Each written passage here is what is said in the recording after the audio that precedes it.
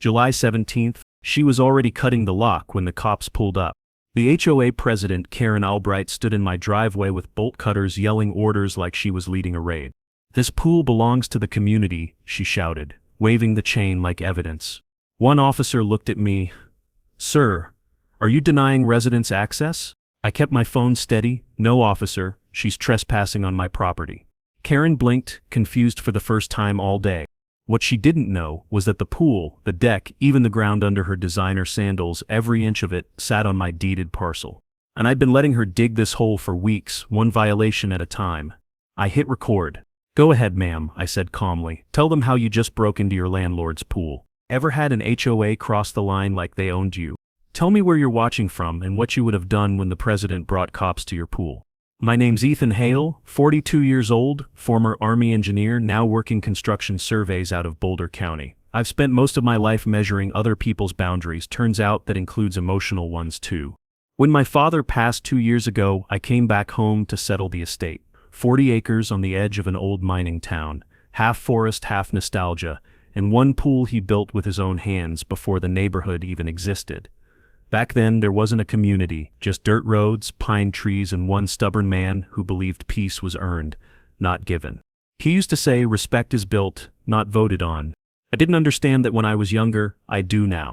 The land came with its own kind of quiet, the kind you can hear, morning birds, water filters humming, no traffic, no committee meetings. I spent most evenings fixing what time had worn down, tiles, pumps, fences, not because anyone asked me to, but because that's what ownership means to me. My father's paperwork was immaculate. Permits, deeds, boundary surveys, all filed, signed, and notarized long before the Homeowners Association ever appeared. They built up around us, not the other way around. So when I moved back, I figured I'd keep things simple. Work, maintain the place, stay polite, stay out of everyone's way. I wasn't looking for trouble. But in communities like this, silence makes people nervous. The HOA had a way of sniffing out independence, like blood in the water.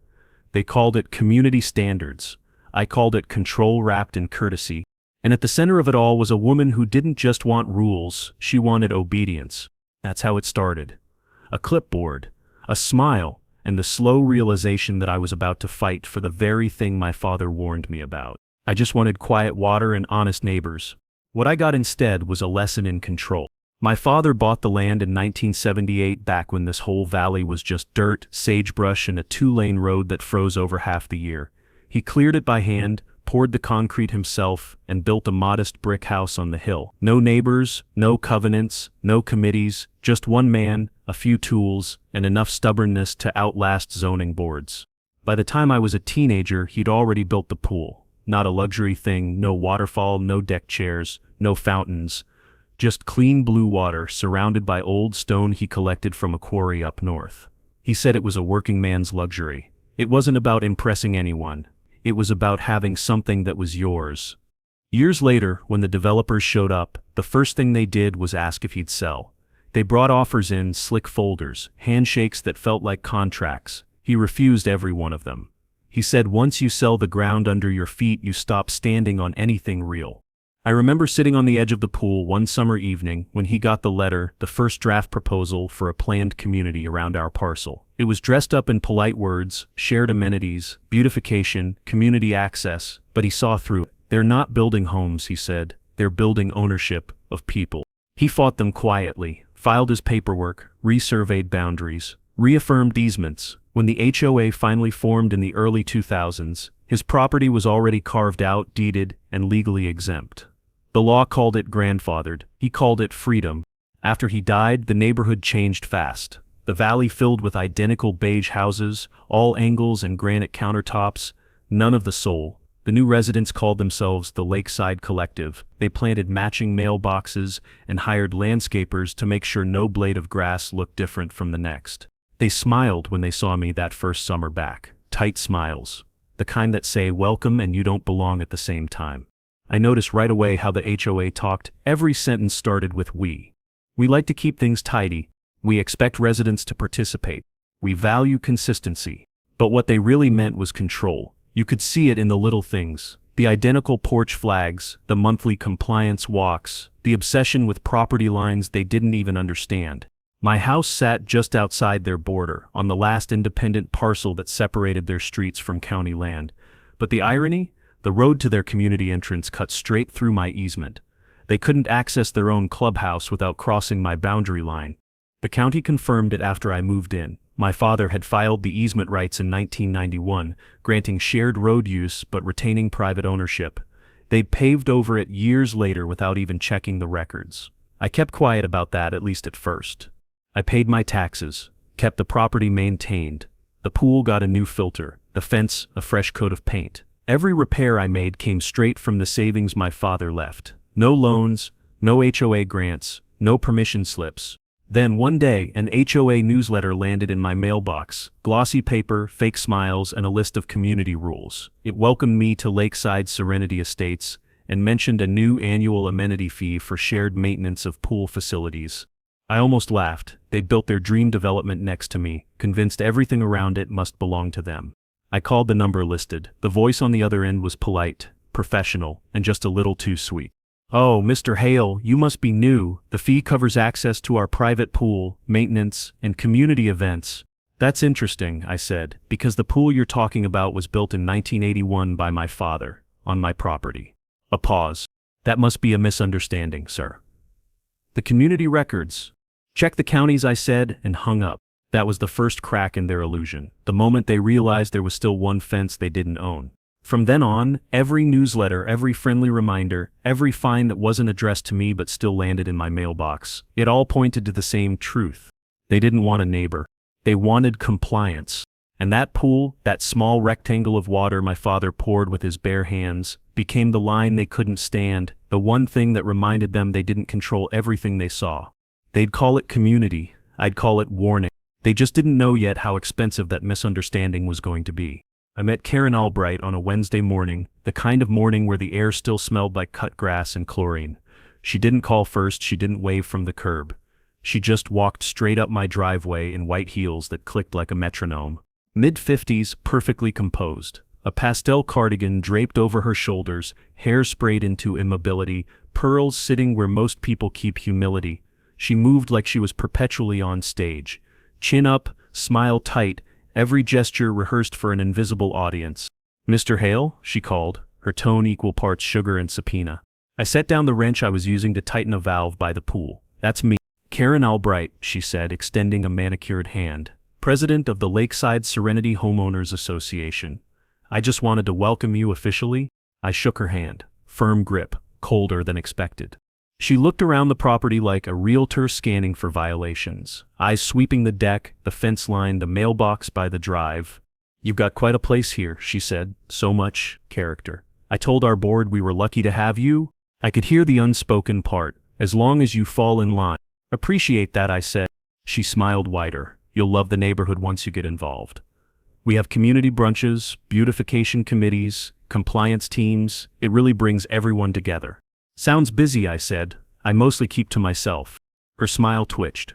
"Oh, of course, but community involvement is what keeps places like this thriving. You'll find that everyone contributes a little, even independent types." There it was, even independent types. She gestured to my truck parked by the shed. "You still work construction?" "Surveying mostly." She said, as if that explained something she disapproved of but wouldn't say out loud. She tapped the mailbox with one manicured nail. Rustic, not quite standard but charming. I said nothing. She shifted her clipboard under one arm. Yes, she'd brought a clipboard. And gave me a practiced smile. "Well, I'll let you get back to your projects. I just wanted to make sure you felt welcome." "I do," I said. "Good," she replied, turning toward the street. "Because here at Lakeside Serenity we take pride in keeping everything consistent." Her heels clicked away, fading into the quiet, but that last word, consistent, hung in the air like a threat wrapped in lace. That was my first introduction to Karen Albright, a pastel stormfront with a clipboard and a smile that never reached her eyes. Karen didn't wait long before her welcome turned into an inspection. A few days after her first visit, I came home from a job site to find a cream-colored envelope taped to my front door. The HOA logo sat in the corner. Gold letters, unnecessary authority. Inside was a courtesy notice. No greeting, no signature. Just a lit. Fence color, non-compliant. Mailbox, non-standard design. Vehicle, non-residential type, work truck. pool area, not maintained to community aesthetic. At the bottom, in smaller print, friendly reminder, everyone contributes to the look and feel of lakeside serenity. I read it twice, then slid it into my growing folder of paperwork. My property, my colors, my pool, nothing they had jurisdiction over. The next morning, she was back, no appointment. Same pastel sweater, same clipboard. Mr. Hale, I just wanted to follow up. I hope you didn't take our letter the wrong way. It's not a complaint, really. Just a nudge toward Harmony. I leaned against the porch railing. Harmony's doing fine on its own. Her smile thinned. We like to make sure everything here stays within the same visual tone. Uniformity reflects unity. Looks to me like everyone's already matching pretty well, I said, glancing toward the row of identical beige houses. It's about inclusion, she replied, brushing a speck of imaginary dust off her sleeve. Your fence is distinctive, perhaps a lighter tone, something that blends. It's pressure-treated pine, I said, matches the trees. Her tone suggested that nature itself might be in violation. She stepped closer to the edge of the deck, peering toward my truck. You use that vehicle for work? Yes, ma'am. She wrote something down. We do try to keep commercial vehicles out of driveways just for aesthetics. Maybe park it in the garage? Garage is full of tools. Of course. Well, perhaps one day you'll consider updating. We have a vendor list for community-approved colors and designs. I didn't answer. She filled the silence herself, like she always did. And your mailbox, she continued. It's quaint, but it doesn't meet the uniform height requirements. We'd be happy to provide the correct model at cost. I finally looked her in the eye. You've thought of everything. We have to, Mr. Hale, she said, as if it were noble. That's what keeps a place like this from falling apart. Her tone softened, but the words had edges. You seem like a reasonable man. I know you'll want to do your part. Everyone contributes here, Mr. Hale. I let the quiet stretch between us. She didn't like that. People like Karen only function when someone's reacting. Was there anything else? I asked. She hesitated, clipboard pressed tight against her chest. No, that's all for now. I'll check back in a week. I'll be here, I said. She turned toward the street, heels clicking over the gravel, posture as rigid as her rules. But halfway down the driveway, she paused and glanced back. Independence is admirable, she said lightly, but it doesn't always last. I didn't answer, just watched her walk away, pastel against asphalt, power disguised as politeness. Her words lingered long after she was gone. We'll see how long your independence lasts. The first envelope came on a Thursday, cream-colored heavy paper, the kind meant to feel important. It had the HOA seal embossed in gold and the words "Notice of Non-Compliance" typed in bold. Inside, violation, non-approved fencing material. Fine, $150, action required within 4 days. I read it twice, folded it neatly, and slid it into a file folder labeled HOA. Then I wrote the date and time on the corner, 10:42 a.m., and went back to my coffee. 2 days later, another arrived. Violation, unsanctioned structure, pool area, not compliant with community safety standards. I smiled at that one. The pool had been there since before the HOA existed, before half the homes on this street were even built. The next week brought 2 more, one for the mailbox, non-standard design, one for the truck, commercial vehicle and residential zone. Each came with fake fines, typed signatures, and the same cheery closing line. Thank you for maintaining the beauty of lakeside serenity. It was like being mugged by stationery. I never responded, never argued. I just logged every letter, kept copies, and added them to the growing stack in my cabinet. The Army taught me one thing that stuck: document everything. Paper wins wars faster than shouting ever could. By the 5th notice, Karen showed up in person again. Clipboard in hand, sunglasses on like she was inspecting troops. Mr. Hale, she began, I'm sure you've received our letters. We've had several reports of non-compliance. Reports from who? I asked. The community, she said vaguely. We all want what's best for the neighborhood. That's good, I said. So do I. She didn't like that answer. These issues can be easily resolved if you simply submit to the Architectural Review Committee. It's a formality, really. Except I'm not under your jurisdiction, I said calmly. You might want to check your covenants. My parcel was recorded under a separate subdivision before your HOA existed. She frowned, pretending to think. That's not how this works, Mr. Hale. Actually, I said, it's exactly how it works. Colorado Revised Statute 3833/16. You can't retroactively impose covenants on pre-existing land. You can look it up. Her jaw tightened, but she forced a smile. I'm sure our legal team will clarify everything. I'm sure they will, I said, and walked away. The next notice came that evening. Final warning, failure to comply may result in legal action.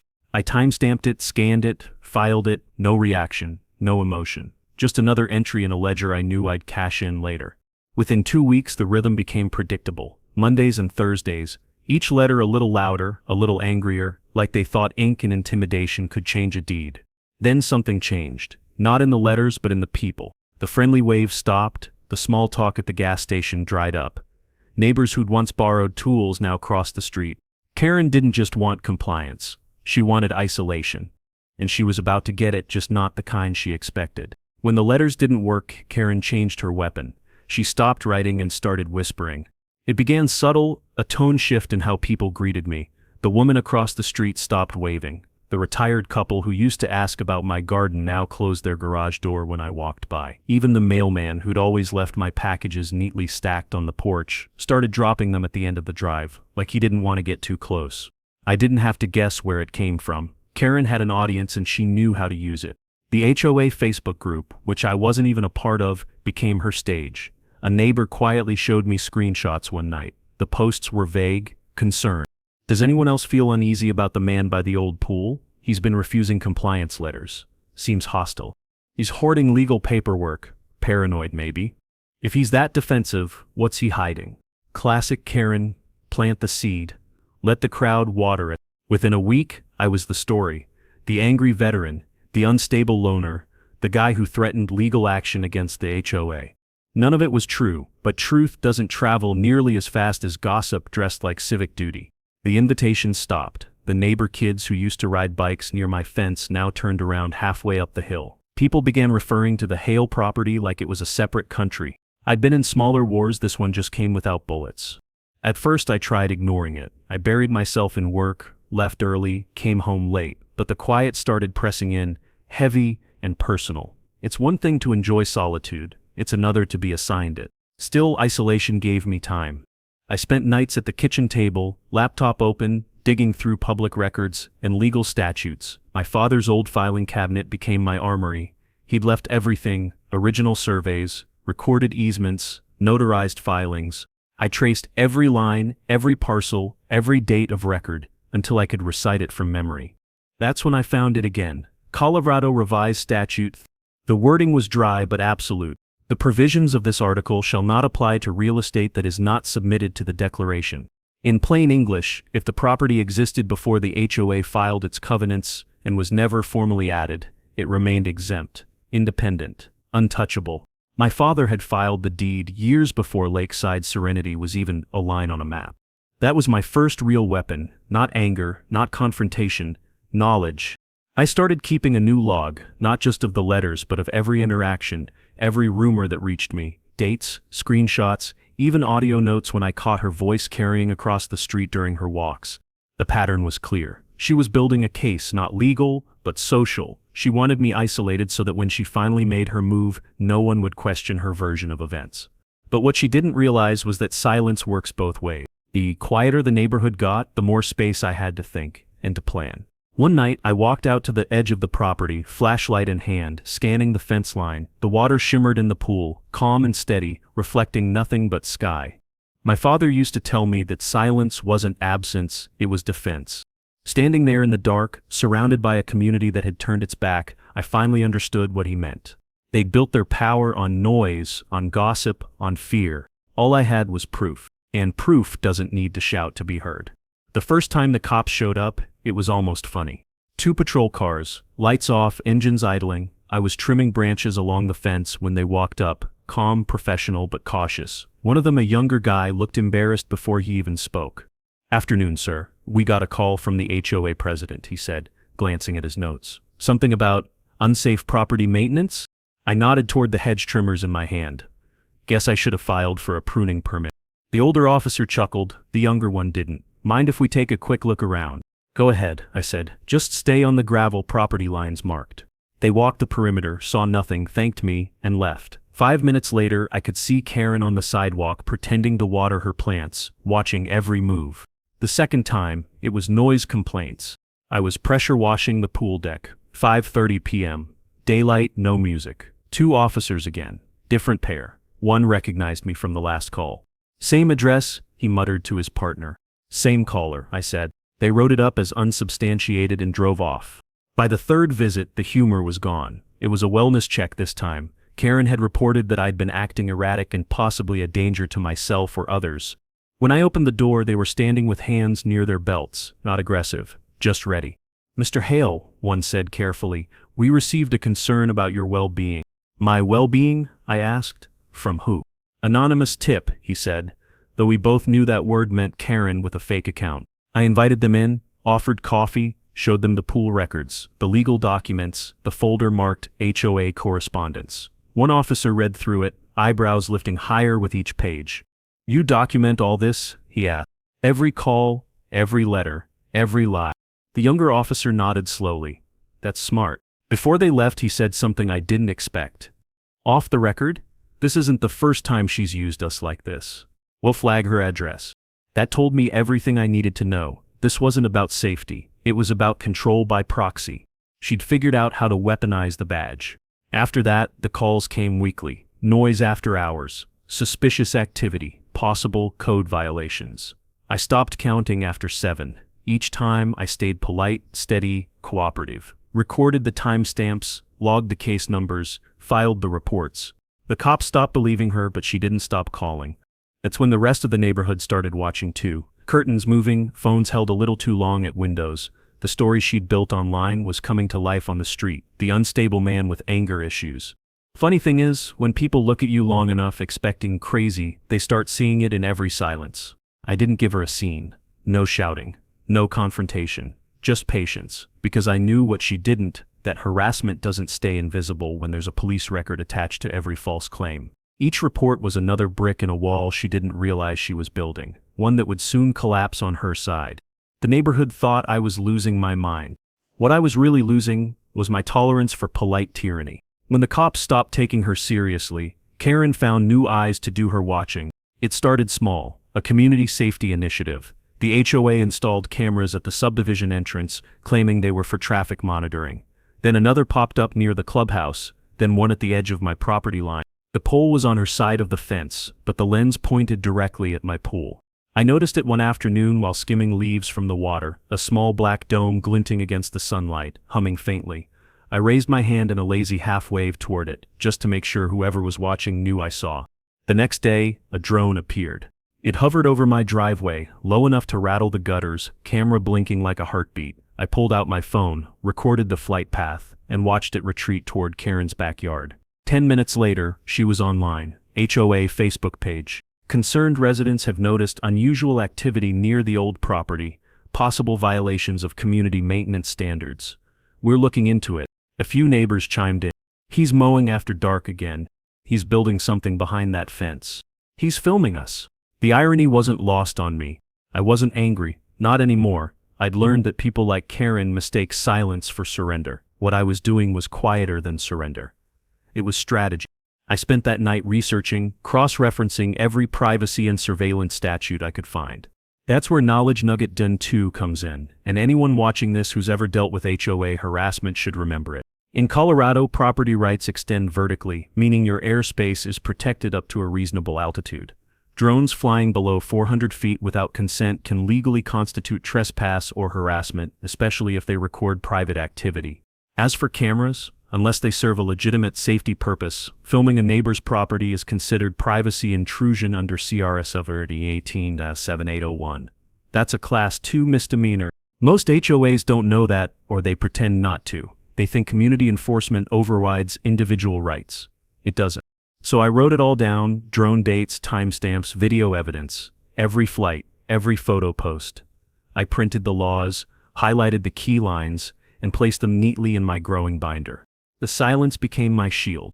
Still, the digital smear campaign didn't stop. The HOA page became a circus. Clips of me mowing at dusk labeled as disturbance after hours. Screenshots of my backyard captioned non-compliant maintenance zone. One neighbor messaged me privately apologizing. "She's telling everyone you're filming kids," he wrote. "You might want to speak up." I didn't. Because here's the thing, when your enemies document their crimes for you, you don't interrupt. A few nights later, another drone buzzed overhead, this time closer, right over the pool. I walked out, flashlight in hand, and pointed the beam straight at it. The camera tilted, blinded for a moment, then zipped away. I caught the tail number on video. I uploaded it to a secure drive with the caption "Unauthorized aerial surveillance ongoing." That was the night I realized something. Karen wasn't trying to protect the neighborhood anymore. She was trying to prove she still had power over me, and she was running out of ways to do it legally. The next morning, she doubled down. 2 letters in 1 envelope: unauthorized construction and refusal to cooperate with HOA safety audit. Both unsigned, both meaningless. I filed them like all the others. Then I closed the folder and stared out at the fence line where the camera still watched, unblinking. I could have taken it down. I could have confronted her, but I didn't. Because I'd learned the most important rule of dealing with people like Karen: you don't fight fire with fire. You let them burn their own paperwork. So I waited. Let her keep filming. Let her keep posting. Let her build her evidence of non-compliance on top of my evidence of harassment and trespass. By the end of the month, she'd crossed 3 state privacy statutes, 2 county ordinances, and 1 very personal line she couldn't see from behind a screen. The HOA thought they were documenting a criminal. What they were really filming was their own downfall. It started the way most turning points do, by accident. I couldn't sleep. The house felt too still, too quiet, like the silence had weight to it. So I went digging through my father's old metal filing cabinet, the one that hadn't been opened since the funeral. The drawer stuck halfway, then gave with a sigh and the smell of old paper and machine oil. Inside were his ledgers, yellowed maps, survey notes, and tax receipts going back to the 80s. He'd been meticulous, engineer's handwriting, ruler straight lines. Dad used to say, "Land doesn't lie, people do." I found it buried near the back, an old parcel overlay map, folded like origami and clipped to a legal note labeled "Easement Dispute." I spread it across the table, my property boundary, marked in red pencil, cut clean across the hillside, a straight shot down to the lake. But there, shaded in green, was something else. A rectangular section labeled "Community Pool Access" and another small square marked "Maintenance Shed." They weren't supposed to be there. The overlay placed both structures 27 feet inside my parcel, not touching, not bordering. Inside, I pulled out my laptop, found the county's online GIS map, and overlaid the two. The coordinates matched perfectly. The HOA's prized pool walkway, the same one Karen had fined me for having unapproved fence paint beside, sat on my family's land. Not a few inches of boundary drift. 27 feet. I checked again, ran parcel IDs, cross-referenced deed books. The same result every time. It wasn't a mistake, it was an occupation. My father must have known. The 1996 note mentioned temporary access granted pending renewal. I flipped through his correspondence. The renewal never happened, which meant by law the HOA had been trespassing for nearly 2 decades. I sat there a long time, just staring at the map, the same ground I'd walked every morning, now drawn as a quiet confession. I didn't feel anger, not yet. Just clarity. The kind that hums under the skin when you realize truth doesn't need volume to be powerful. I folded the map, slid it into a new folder labeled Evidence Phase 1, and whispered my father's old line out loud. Land doesn't lie. And now, neither would I. The next morning, I drove to the county clerk's office, the kind of beige building where justice doesn't roar. It whispers through fluorescent lights and stamped paper. I signed in, gave the parcel number, and waited while the clerk disappeared into the archive. 15 minutes later, she returned with 2 thick folders and a rolled survey map sealed with a red tag. I thanked her, took a seat at one of the old wooden tables, and unrolled the blueprint. The edges cracked like brittle leaves. There it was, my parcel, surveyed and notarized. Boundary markers matched my father's overlay to the inch. I compared it to the HOA's recorded plats. Their pool, walkway, and maintenance shed, squarely inside my line. Not a misprint, not a clerical error. Encroachment. That's when the county surveyor, a man named Russell Grant, mid-50s, sun-leathered face, noticed what I was doing. "You finding something interesting there?" he asked, leaning on the table. I turned the map slightly. "Depends on your definition of interesting." He studied the plats, tracing the measurements with a calloused finger. "This structure here," he said, tapping the pool walkway. "That's on your land, by a lot." 27 feet, I said. He let out a low whistle. "That's not encroachment, that's colonization. You want that verified?" Yes, sir. He filled out a verification form, stamped it, and slid it across the table. "County records confirm your original deed. HOA's overlay was never amended or refiled. If they're using this space without a valid easement renewal, it's your property." I nodded, folded the papers neatly, and said, "Appreciate it. Don't mention it," he said. "But if you ever want to make this official, file a trespass complaint. It'll light a fire under him." I smiled slightly. Not yet. Fires draw attention. On the drive home, the folder sat in the passenger seat like a loaded weapon. Quiet, legal, unstoppable. That's when Knowledge Nugget Done 3 came to mind. Boundary surveys define control, not fences. If a neighbor builds over your line, even by a few feet, it's an encroachment, not an accident. Easements only grant access, not ownership. And once an easement expires, continued use becomes trespass, no matter how official it looks. I scanned every file that afternoon, logged timestamps, photographed the plats, and locked everything in a fireproof case. No announcements, no threats, just preparation. For months she'd watched me like I was trespassing in her world. But looking at those survey lines, those red perfect, legal borders, I finally saw the truth. She hadn't been defending her empire. She'd built it on mine. I looked out the window toward the pool gate, sunlight bouncing off her kingdom of beige concrete, and whispered, "She built her empire on my concrete." Maya Tran's office didn't look like a lawyer's office. No mahogany shelves, no framed degrees, just metal filing cabinets, a single fern by the window, and a desk that looked like it had been cleaned twice before I got there. She was mid-30s, sharp-eyed, hair tied back, sleeves rolled. When she spoke, her voice had that clipped precision of someone who didn't waste verbs. "You said you brought documents." I slid the binder across the desk. Everything from the county clerk's office plus overlays, timestamps, photos, the HOA's pool, maintenance shed, and access gate sit 27 feet inside my parcel. She flipped through the folder, scanning faster than I could follow. Page after page, no reaction until she stopped, set her pen down, and leaned back. "This is clean," she said. "Too clean. You kept every record? Every letter, every visit, every rumor." She nodded slowly, then smiled, not kindly, but with appreciation. "Most people come to me when they've already burned the evidence. You brought me a bonfire ready to light." I couldn't help but smile back. "So what happens next?" "First," she said, flipping to the survey map, "you don't confront them, you don't warn them, you let them keep digging. That's not really my style." "It is now." She leaned forward. "If you tip your hand, they'll lawyer up, stall, claim ignorance, and bury you in discovery motions. But if they keep using your property while asserting ownership," she tapped the map, "that's active trespass. It turns a civil dispute into a criminal one. The moment they act again, we hit them with a cease and desist backed by evidence. So we bait them." "Exactly, but quietly. You don't change locks. You don't post signs. You let them think you're ignoring them." "That shouldn't be hard," I said.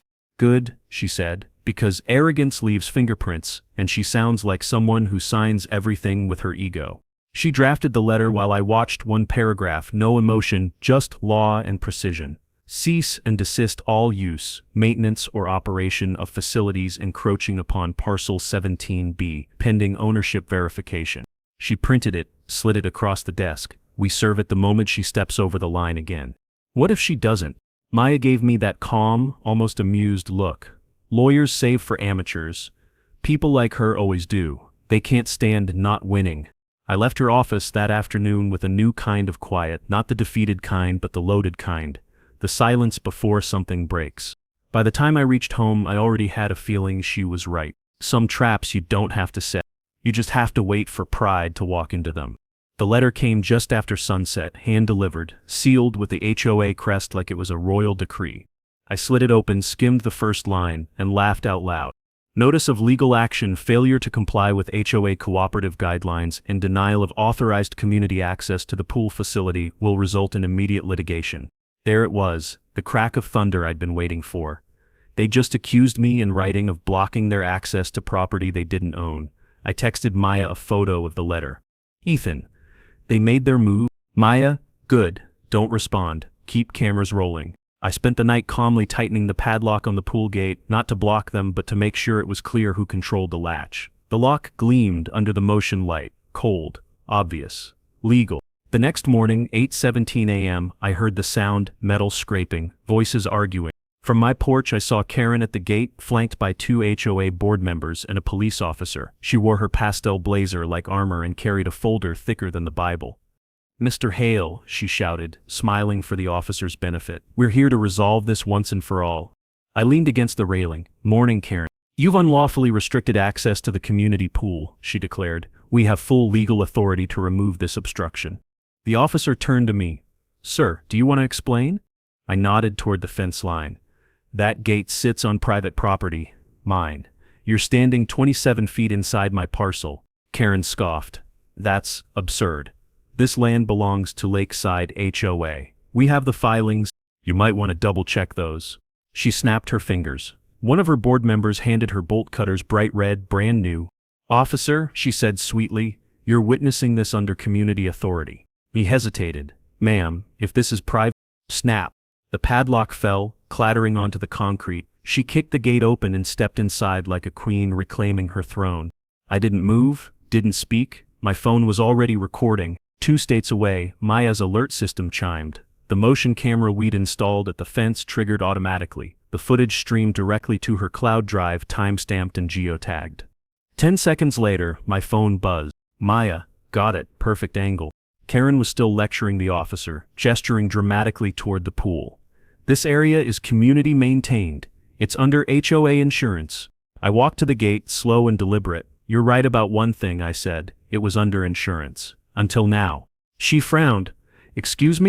I pointed to the broken lock. You just voided your own policy. Congratulations. The officer cleared his throat, uneasy now. Mrs. Albright, maybe we should. Officer, please, she interrupted.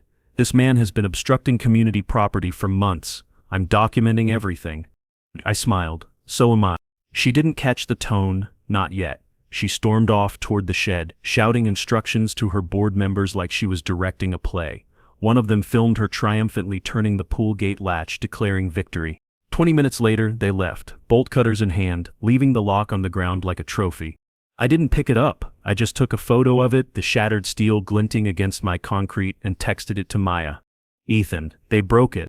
Maya, in front of a police witness? Ethan, yep.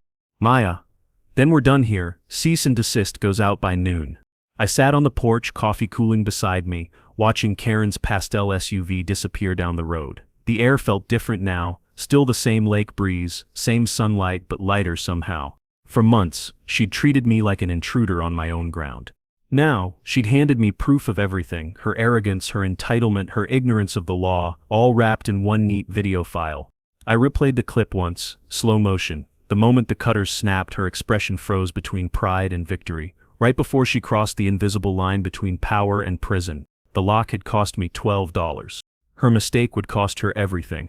I exhaled, took one last sip of cold coffee and said quietly to no one in particular, that's one hell of a trespass case. The HOA hadn't seen a crowd like this in years. Folding chairs lined the back wall, residents stood shoulder to shoulder, and the air buzzed with the kind of gossip that always comes before a public execution. They just didn't know whose it would be. A local news van idled outside, camera crew waiting by the glass doors. Someone whispered, "It's about the pool thing." Someone else replied, "Finally, she's putting him in his place." At the center of it all, Karen Albright stood behind the board table like a queen preparing for trial. Pastel suit pressed, folder clutched like a weapon, voice already 2 octaves too loud. "We have gathered here today," she began, as if performing for the cameras, "to address the ongoing non-compliance of Mr. Ethan Hale, a resident who has refused to cooperate with our community's bylaws, obstructed access to shared facilities, and displayed ongoing hostility toward the HOA. The crowd murmured, phones recorded. Someone muttered, "Hostile? He just mows his lawn." Karen's smile tightened. "I have documentation," she said, slapping the folder. "Photos, officer reports, legal letters.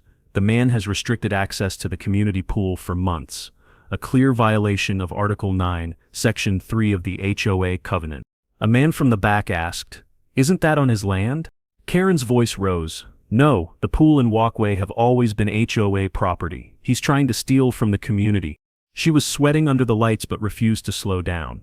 The board members beside her shifted uncomfortably, loyal but nervous. She didn't notice. She was too deep into her own narrative to realize it was crumbling. That's when the back doors opened. Maya and I walked in quietly, no hurry, no announcement. Every head turned. I saw Karen's posture stiffen, a flicker of recognition she covered with a brittle laugh. "Ah," she said. "Mr. Hale, I was just discussing your pattern of defiance." I nodded politely. I caught that part. Maya didn't speak. She set her briefcase on the table, opened it with one smooth motion, and began laying out folders, crisp, labeled, methodical. She didn't even look at Karen. That was the power move. Total composure in the face of chaos. Karen turned back to the crowd. You see, this is what I mean. He brings lawyers to intimidate us. Someone in the back chuckled. Another whispered, maybe he needs one. The tension shifted, almost imperceptibly, but you could feel it. Karen was still talking, but people weren't listening. Her tone, once commanding, now sounded shrill, desperate. She didn't know the room had changed sides. Maya adjusted her papers. Please, continue, she said smoothly. We're just here to observe. Karen straightened, sensing challenge. Gladly, I have photographic evidence that this man. She launched into a tirade about unauthorized modifications and gate obstruction, her voice echoing off the walls. Each sentence made her sound more certain and more reckless. She cited bylaws, claimed authority, quoted policy numbers that didn't exist. The audience leaned forward, equal parts fascinated and horrified. Maya kept her expression neutral. I just watched. When Karen finally slammed her folder shut, breathing hard, the silence was heavy enough to cut through. The crowd waited, Maya's eyes lifted, calm and deliberate. That's when I realized the room wasn't hers anymore. Every word she'd spoken had built the stage for her own undoing, and Maya was about to pull the curtain. Maya waited until the last echo of Karen's voice faded. The silence that followed was surgical, the kind that cuts deeper than shouting ever could. Are you finished, Mrs. Albright? She asked softly. Karen blinked, caught off guard. Excuse me? I just want to be sure you've completed your statement before we proceed, Maya said. Because from this point forward, everything will be a matter of public record. The board members glanced at one another, the crowd leaned forward. Somewhere, a camera clicked. Maya unfolded a large sheet of paper across the table, a crisp, color-printed map stamped with the county seal. This, she said, is the certified parcel overlay from the Jefferson County Assessor's Office. It was last updated 2 months ago. She pointed to a thin red boundary line. This is Mr. Hale's property. Surveyed, recorded, and notarized. Then her finger moved to the shaded area overlapping it. And this is the HOA's pool, maintenance shed and walkway, all built 27 feet inside that boundary. The crowd murmured. The sound of shifting chairs filled the room. Karen laughed, high-pitched and brittle. That's ridiculous. Those maps are ancient. They're not, Maya interrupted, voice still calm. The county confirmed them last week. Here's the verification report. She slid another document forward, complete with signatures and timestamps. Karen's expression tightened. Even if that were true. It is, Maya said evenly, and it's not the only proof. She reached into her case and set down a tablet, tapping once. The screen came to life, footage of Karen, bolt cutters in hand, flanked by the officer, captured in crisp 4K clarity. The sound of the padlock snapping echoed through the speakers. Karen's face drained of color. This video, Maya continued, was recorded via Mr. Hale's security system and backed up to a third-party cloud server. It documents an act of trespass on private property, destruction of personal property, and unauthorized use of land under encroachment. That's 3 separate violations of Colorado state law. Someone in the back whispered, "Oh my God." The board president cleared his throat, his voice shaking. Mrs. Albright, is this true? Karen tried to speak, but the words wouldn't form. Okay, that's not. You signed every letter, Maya said, cutting through the noise. Each fine, each threat, each legal notice. They all carry your signature as HOA president. You personally authorized harassment, false reporting, and the continued occupation of private land, despite documented ownership records. The tension broke, gasps, whispers, the sound of cell phones, snapping photos. Karen's polished facade crumbled with every breath. Maya gathered her papers, sliding them neatly back into the case. By Monday morning, she said, voice steady and cold, the HOA's account will be frozen pending restitution and legal review. Mr. Hale's counsel will be in touch regarding damages. Karen's knees buckled slightly as she reached for the table. You can't do this? Maya met her gaze without blinking. You already did. No one clapped. No one spoke. The weight of truth filled the room like a storm that had finally broken. Ethan stood, calm as ever, and adjusted his jacket. You wanted your community meeting, he said. Consider it adjourned. As they walked out, the news crew swarmed, cameras flashing, mics outstretched. Maya ignored them. Ethan didn't look back. Behind them, the once proud president of the Lakeside HOA sat frozen at her table, surrounded by silence, the kind that no bylaw could command. By Monday, just as Maya promised, the HOA's account was frozen. The story broke on a Tuesday morning. Headline, HOA president under investigation for property fraud and fund misuse. The article spread like wildfire across town, shared, screenshot, debated in every local group chat that had once ignored me. By noon, the HOA Facebook page had shut down, comments disabled, accounts deleted. But the screenshots were already everywhere. Residents gathered in driveways that afternoon, small knots of disbelief and anger. I watched from my porch as neighbors who once avoided eye contact now huddled in whispers. The ones who'd called me unstable were suddenly furious, not at me, but at her. One man, a retired schoolteacher named Paul, stormed up to the clubhouse and taped a note to the door. "I want my dues back." By evening there were 12 notes. By the next day, 27. Each one angrier than the last. Karen tried to fight it, released a statement calling the accusations politically motivated, blamed the board, even hinted at a targeted smear campaign. But then the county audit went public. The numbers didn't lie. Over $80,000 in beautification expenses unaccounted for, payments made from HOA funds to personal vendors, and the pool, built, maintained and insured on private land, mine. The county suspended HOA operations pending investigation. Their account was frozen. The insurance carrier pulled coverage within hours. Every unpaid fine, every fee she'd levied, was now evident. I didn't celebrate. I didn't post. I just sat on the porch with my coffee, watching cars pull up and neighbors shout outside her house. She didn't come out. Curtains stayed drawn. I could almost picture her inside, pacing, calling lawyers, realizing too late that paper power burns fastest.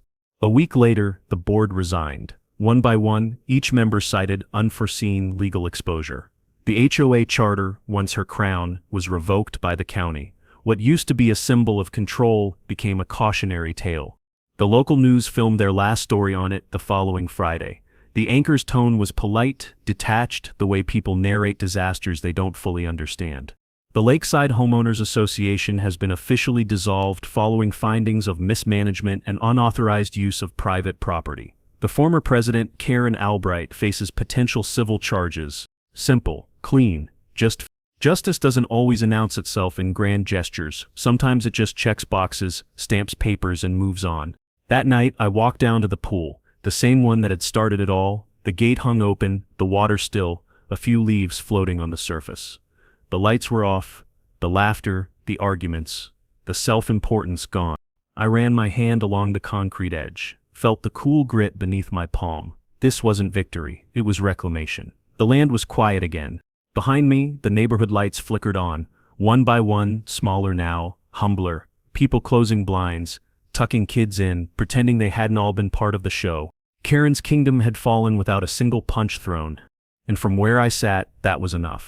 The weeks that followed felt strangely quiet, not the tense kind of quiet that comes before trouble, but the gentle kind that arrives when the noise finally stops mattering. The HOA was gone. The county clerk sent me the dissolution notice in a plain white envelope. No ceremony, no speech, just a stamped page confirming what everyone already knew. Lakeside Homeowners Association disbanded. I filed it in my binder, the last piece of paper in a case that never needed a courtroom. The lawsuits began soon after, a dozen residents filing for reimbursement, claiming emotional distress and misappropriation. Some hired attorneys, others joined class actions. Their tone had changed. Now the same people who once whispered about me in driveways stopped by with awkward half-smiles. Didn't know how bad it was. "She fooled all of us." "Guess you were right." I didn't correct them. Some truths don't need witnesses, they just need time. Karen vanished after the hearings began. Her house went dark, the blinds stayed closed, and a for sale sign appeared 3 weeks later. Rumor was she'd moved in with her sister upstate. No charges yet, but a mountain of civil claims and debts waiting to bury her. Maya kept me updated. Calm as ever, she emailed the final court filings, county confirmations, tax corrections, closure statements. I printed each one, signed, dated, and slipped them into their folder. It was more ritual than necessity, a quiet way of acknowledging that the storm was finally over.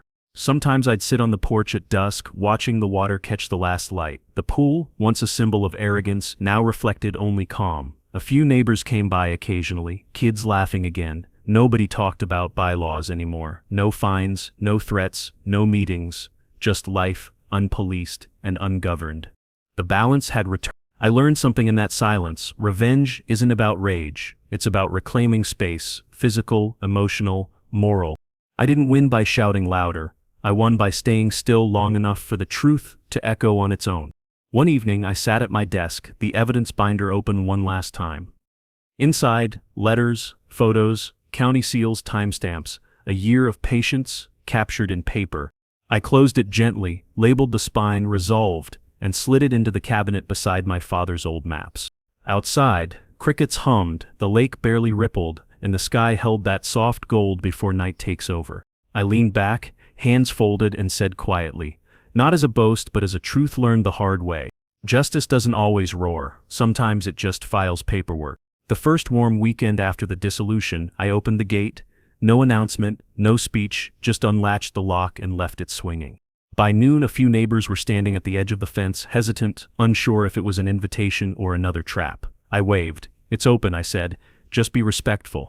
They stepped inside like people entering a church, quiet, careful. A couple of kids ran ahead, giggling, tossing towels over their shoulders. The sound of laughter, real laughter, carried across the water. It had been missing for too long. Later that day, a few families approached one by one. They didn't bring excuses, just apologies. The kind that stumble out in pieces. We didn't know how bad it got. We just didn't want trouble. You were right to stay calm. I nodded. No hard feelings, there wasn't anything left to win. The HOA was gone, but the people weren't villains, just caught in the machinery of fear and approval. The same system that rewarded obedience and punished silence. I'd lived under it long enough to understand how easy it is to mistake noise for order. So I drew up a simple agreement, handwritten, one-page, private use of pool and grounds, lakeside residence. No due. No authority. No meetings. Just respect. Each family signed it, no board, no titles, no rules beyond courtesy. It wasn't about generosity, it was about balance, giving back what control had stolen. The land felt lighter after that, like it could finally breathe. The following weekend, the place came alive again. Kids splashed, parents grilled by the fence. Someone played old country music from a Bluetooth speaker. The same space that once symbolized power had turned into what it was always meant to be, community without control. I stayed on the porch, coffee in hand, letting the sound wash over me. For the first time, it didn't feel like victory. It felt like peace. A week later, I saw her.